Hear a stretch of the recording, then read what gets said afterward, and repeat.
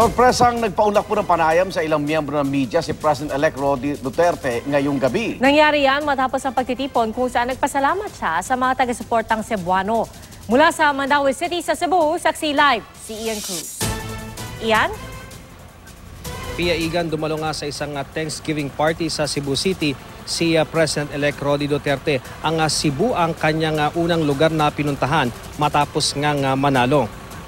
Mag-aalas 8 ng gabi kanina nang dumating sa Cebu Country Club itong si Duterte.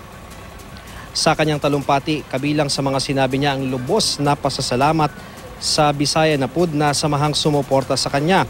Kabilang na ang negosyanteng si Michael Dino na magiging Presidential Assistant for Visayas. Binanggit muli ni Duterte ang kanyang laban kontra krimen, droga at korupsyon at inilahad ang ilang plano kapag naupo sa Malacanang. Ang running mate nitong si Senador Alan Peter Cayetano ang nagpakilala kay Duterte. Nauna nagsalita sa kanila si Baste Duterte na bunsong anak ni Duterte sa dating misis na si Elizabeth Zimmerman. Nagpasalamat din si Baste sa lahat ng suporta sa amang si Digong.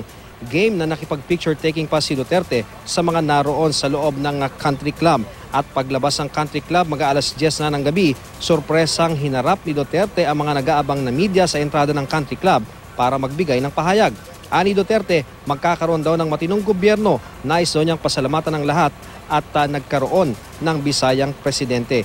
Humingi rin siya ng pasensya dahil kontrolado na raw ang kanyang mga kilos dahil sa ipinatutupad na protocol ng PSG. Narito ang kanyang naging pahayag.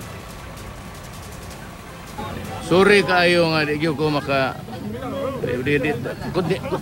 kontrolado na ang akong di man na sila pabuot, sila may gusto magbuot sa akong lihok.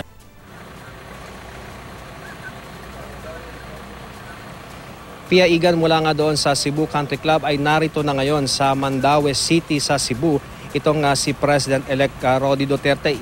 Mayroon siyang isang pagpupulong ngayon at piling-pili daw yung kanyang mga kasama sa mga sandaling ito. At Igan, wala pa tayong impormasyon kung babalik na nga ba bukas ng Davao City itong si Duterte. At live mula rito sa Mandaue City sa Cebu, ako si Ian Cruz, ang inyong saksi.